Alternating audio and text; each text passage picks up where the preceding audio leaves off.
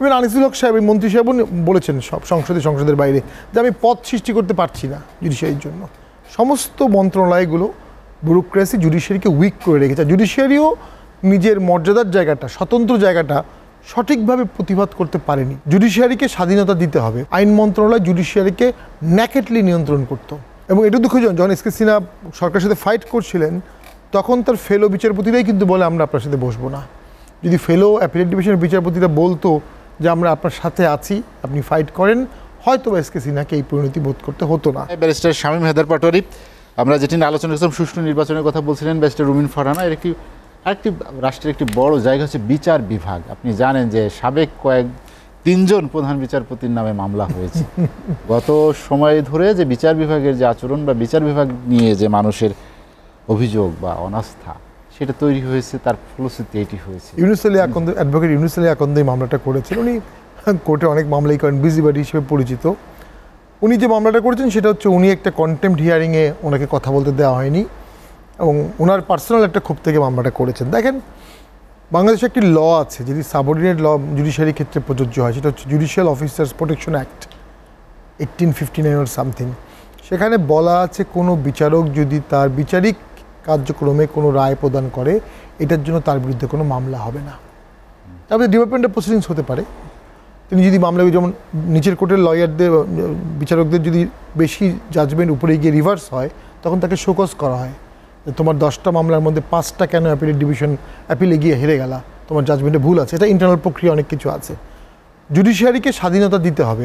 সাংবিধানিকভাবে article 94 and article 114 আর something categorically বলছে যে স্বাধীন থাকবে, কিন্তু ওই যে 116তে বলা আছে রাষ্ট্রপতি শব্দটা, নিয়োগ টিয়োগ সব কিছু রাষ্ট্রপতি, ওই রাষ্ট্রপতি বলার কারণে আইন মন্ত্রণালয় জুডিশিয়ারিকে নিয়ন্ত্রণ করবে। আমি জানি আপনারা যদি কখনো ডাকেন, অসংখ্য বিচারক বিগত সময় স্কলারশিপ পেয়েছে, তার ছুটি দেয়নি। কেন দেয়নি? কারণ তার কথা শুনে একবার রায় দেয়নি, ট্রান্সফার করে দিয়েছে, কারণ তার কথা শুনে রায় দিচ্ছে না। আইন মন্ত্রণালয় জুডিশিয়ারিকে ন্যাকেটলি নিয়ন্ত্রণ করত এবং জুডিশিয়ারি প্র্যাকটিক্যালি সুপ্রিম কোর্টের আন্ডারে খুব একটা ছিল না। সুপ্রিম একটা আমাদের আলাদা সচিবালয় হওয়ার কথা, যে 12 বিধি দিয়েছিল মাজদার হোসেনে মোস্তফা কামাল, তার মধ্যে একটাই ছিল যে সুপ্রিম কোর্টের একটা আলাদা সচিবালয় থাকবে, একজন সচিব থাকবেন সুপ্রিম কোর্টের নিজস্ব জাজদের মধ্যে থেকেই। কিন্তু এটা চলে গেছে মিনিস্ট্রিতে। মিনিস্ট্রি হবে পোস্ট বক্স। সুপ্রিম কোর্ট যে কাজগুলো করবে তার একটা কপি মিনিস্ট্রিতে থাকবে, যেহেতু রাষ্ট্রের একটা এখানে অনেক বিষয় জড়িত আছে। বাস্তবতা হচ্ছে, ইভেন আনিসুল হক সাহেব মন্ত্রী সাহেব বলেছেন সব সংসদের বাইরে যে আমি পদ সৃষ্টি করতে পারছি না জুডিশিয়ারির জন্য। সমস্ত মন্ত্রণালয়গুলো ব্যুরোক্রেসি জুডিশিয়ারিকে উইক করে রেখেছে। জুডিশিয়ারিও নিজের মর্যাদার জায়গাটা, স্বতন্ত্র জায়গাটা সঠিকভাবে প্রতিবাদ করতে পারেনি। এটি নিয়ে তো সাবেক প্রধান বিচারপতি এস কে সিনহার সঙ্গে এস কে সিনহার সাথে দ্বন্দ্ব ওখান থেকে সূত্রপাত হলো। এবং এস কে সিনহা এবং এটা দুঃখজনক, যখন এস কে সিনহা সরকারের সাথে ফাইট করছিলেন তখন তার ফেলো বিচারপতিরাই কিন্তু বলে আমরা আপনার সাথে বসবো না। যদি ফেলো অ্যাপিলেট ডিভিশনের বিচারপতিরা বলতো যে আমরা আপনার সাথে আছি, আপনি ফাইট করেন, হয়তো এস কে সিনহাকে এই পরিণতি বোধ করতে হতো না। হোয়াট এভার, যেটি ঘটেছে যে সুপ্রিম কোর্টের বাজেটও খুব কম দেওয়া হয়। এখন 38 লক্ষ পেন্ডিং মামলা। আপনি রিফর্ম সব তো বলছেন, মূল দরকার মানুষের চাকরি, মূল দরকার মানুষের খাদ্য আর ন্যায় বিচার। 38 লক্ষ পেন্ডিং মামলা থাকলে আপনি কীভাবে ন্যায় বিচার পাবেন? বাংলাদেশে এই মুহূর্তে যদি কোনো মামলা না করা হয় তাহলে 20 বছর লাগবে মামলাগুলো শেষ হতে। এই 38 লক্ষ মামলা কমানোর জন্য বিগত সরকার কোনো পদক্ষেপ নেয়নি, আর এই সরকার 20 দিনে একটি পদক্ষেপও নেয়নি। তো 20 দিনে কিছুই করা সম্ভব না, কিন্তু আশা জাগানো সম্ভব। আমরা তো আশা জাগা নিয়ে অন্তর্বর্তী সরকার চাই, আর অন্তর্বর্তী সরকার যদি মনে করে সকল সমস্যার সমাধান তারা করতে পারবে, they are demigod, they are not demigod, they are human beings like us. Shyam ভাই, আরেকটি বিষয় যে আপনি জানেন যে দেশের দক্ষিণ পূর্বাঞ্চলে বেশ 10টি জেলায় যে বন্যা হচ্ছে, ভয়াবহ বন্যা। অনেকেই বলছেন এটি প্রাকৃতিক দুর্যোগ না, মনুষ্য সৃষ্ট দুর্যোগ। ভারত তার উজানের যে পানি সেটি ছেড়ে দিয়েছে, আমরা তুলিয়ে গিয়েছি। বিষয়টি আসলে এটি কূটনৈতিক পর্যায়ে সমাধানে এখন জরুরি হয়ে গিয়েছে কিনা? আমি পানি বিশেষজ্ঞ না, তবে আইনুল নিশাত স্যার পানি বিশেষজ্ঞ, তিনি বলছেন এর মধ্যে কোনো রাজনীতি নেই, পানি বিশেষজ্ঞ।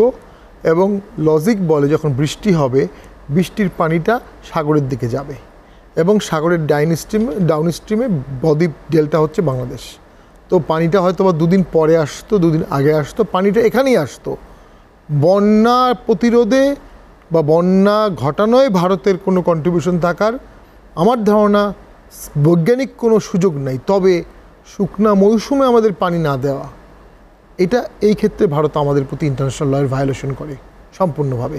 কারণ আমাদের যে পানিটা হিমালয় গলে এই সমুদ্র পর্যন্ত যাবে, এর মাঝখানে আপনি কোথাও এটাকে আটকাতে পারেন না। কিন্তু শুকনো মৌসুমে এটা আটকিয়ে পশ্চিমবঙ্গ সহ বিভিন্ন জায়গায় পানি দেওয়া হয়, বাংলাদেশের নদীগুলো খাঁখা করতে থাকে। ওইখানে আমাদের কথা বলা উচিত, কিন্তু আমাদের দেশের রাজনৈতিক সচেতন ব্যক্তিরা ওইখানে বলার থেকে এখন এই বন্যাটাকে বলছে, যেটা আসলে ভিত্তি খুব একটা আছে বলে আমি মনে করি না।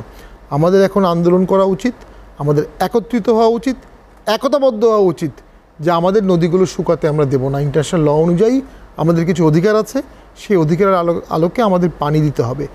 এবং ভারতের মতো একটা প্রতিবেশীকে যদি আপনি হ্যান্ডেল করতে চান, সেক্ষেত্রে আপনার আভ্যন্তরীণ ঐক্যমত লাগবে। আর একটা যুদ্ধ অবস্থার দিকে কখনো যাওয়া যাবে না, একটা শক্ত আলোচনা করতে হবে, 1 to 1 মর্যাদাপূর্ণ, sovereign state to sovereign state. আর ভারতকে মনে রাখতে হবে এই দেশটা আওয়ামী লীগের না, বা বাংলাদেশ আওয়ামী লীগ না, বা আওয়ামী লীগ বাংলাদেশ না। আওয়ামী লীগ একটা সময় বাংলাদেশে একটা বড় দল ছিল, এখন ছোট হয়ে গেছে। আওয়ামী লীগ স্বাধীনতার সময়ও বাংলাদেশে একটা একমাত্র দল বা ওয়ান অফ দ্য বিগেস্ট দল ছিল, কিন্তু বাংলাদেশের আওয়ামী লীগের সমর্থক না। ভারতের উচিত সকল দলের সাথেই সুসম্পর্ক রাখা এবং জনগণের সাথে সুসম্পর্ক রাখা। তাতে ভারতের লাভ হবে, বাংলাদেশের লাভ হবে।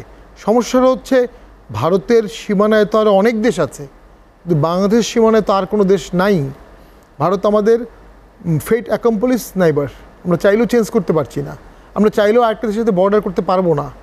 কিন্তু দেশের মানুষ যদি একতাবদ্ধ থাকে, মর্যাদাপূর্ণ সমাধান ভারতকে আমরা বলতে পারবো। তবে সেখানে অদ্ভুত কথাবার্তা, যুদ্ধ করব, যুদ্ধ লাগিয়ে দিব, 7 সিস্টার ভাগ করে ফেলবো, ঠিক এই ধরনের কথাগুলো আমি ব্যক্তিগতভাবে মনে করি কখনো ডিপ্লোম্যাটিক পর্যায়ে হওয়ার কথা না, হওয়া উচিত না। এটা একজন উপদেষ্টাই বলেছে। যখন উপদেষ্টা একজন বলবে, সেটা কিন্তু যদি ক্যাবিনেট মিনিস্টার সিস্টেম ধরি, এটা সবার বক্তব্য হিসেবে ধরে নিতে হবে। ভারতের সাথে ডিপ্লোম্যাটিক ল্যাঙ্গুয়েজে কথা বলতে হবে এবং শক্ত ডিপ্লোমেসি করতে হবে। ভারতকেও বুঝতে হবে বাংলাদেশ ডিস্টার্ব থাকলে ভারতও এটা ক্ষতিগ্রস্ত হবে। ব্যারিস্টার শামীম পাটোয়ারী, আপনাকে অসংখ্য ধন্যবাদ।